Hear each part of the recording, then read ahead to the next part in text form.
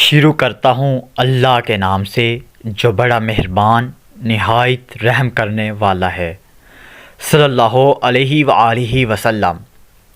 حضرت عمر بن خطاب رضی اللہ تعالی عنہ نے رسول اللہ صلی اللہ علیہ وآلہ وسلم سے روایت کیا ہے کہ آپ صلی اللہ علیہ وآلہ وسلم نے فرمایا، کیا میں تمہارے نیک اور برے حاکموں کی خبر نہ دوں؟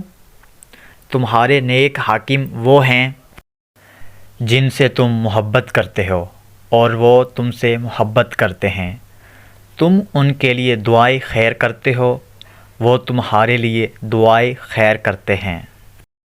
تمہارے برے حاکم وہ ہیں تم ان سے بغض رکھتے ہو، وہ تم سے بغض رکھتے ہیں، تم انہیں لعنت کرتے ہو، وہ تم پر لعنت کرتے ہیں۔